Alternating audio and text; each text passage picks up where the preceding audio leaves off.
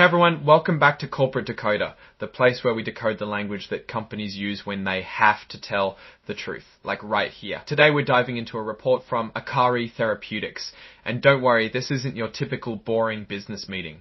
We're talking about shares, votes, and a whole lot of numbers, and that's what shapes the future of the company. Before we get started, if you like simple explanations that lift the corporate veil, hit that subscribe button. There's also a link in the description to a Discord channel so you're always up to date.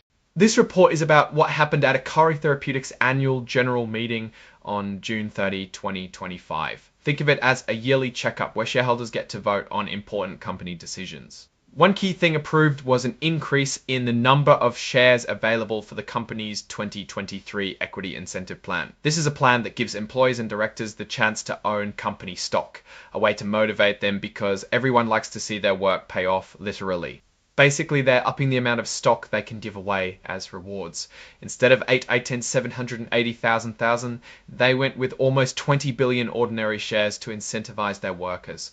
Now let's talk about the actual meeting, which happened on June 30, 2025. A lot of shares were eligible to vote, over 65 billion, and enough people showed up or sent in their votes to actually make the meeting official. All the decisions put to a vote were approved and the people nominated to be directors got the thumbs up. Let's peek at the specifics. Here's where it gets interesting because financial numbers like votes tell stories way better than words. Everything was voted on using ordinary shares, so let's check the data available from them. The first vote was to accept the report from the company's big bosses and the financial numbers for the past year. Turns out a whopping 41,421,431,431,441 shares in 60,000 voting against. That's a landslide. Very good trust from the shareholders. Next up, shareholders got to weigh in on whether they liked how much the big bosses were getting paid, but this was just advice, not a binding vote. Still, almost 27.5 billion shares abstained. This means more than half the people voting had a problem or didn't know enough with the remuneration.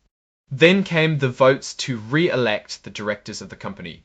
Po Young-ho, Robert Bazmore, James Neal, Sandeep I. Patel, Samir R. Patel, and Abaiza Gaslightwala were all re-elected as directors. The numbers voting for each of them were huge, in the ballpark of 28 million, so a safe bet. Next, shareholders voted to approve BDO USA PC as the company's independent auditor for this year. Auditors are those who check if the reporting is truthful. Over 41 billion shares voted yes, meaning everyone agreed with the choice of auditor. They voted again to reappoint Hayesmack LLP as statutory auditors, which are required in England. Almost the same numbers, so the public really liked this decision. They authorised the audit committee to decide how much the statutory auditor should be paid. This vote also succeeded with a massive lead. Remember the earlier point about increasing the number of shares in the incentive plan? Well, shareholders officially approved it here.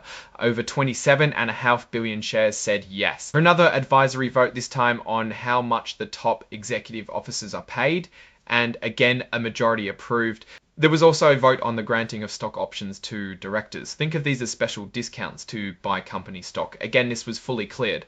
Finally, the meeting voted to give the company more power to issue new shares, which can be helpful for raising money down the line. There was one special resolution too. Special resolution needs more support to pass than normal resolution. This resolution has to do with the director's ability to issue new stock without giving existing shareholders the first chance to buy it.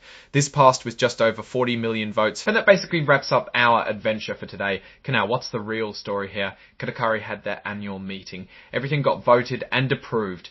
Nothing crazy seemed to happen apart from some smaller disagreements on officers' remuneration. But, and I gotta use the lawyer cliche, but they didn't report crazy profits or a huge change from last year.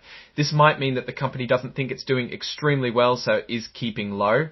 But on the other hand, they might just be playing it safe and don't want to brag, so nothing bad happens. Now it's your turn. What do you think about Akari's meeting and all these numbers? Let us know in the comments, and if you found this info useful, hit that like button and subscribe for more. Don't forget to check out our Discord channel in the description, and I'll catch you in the next video.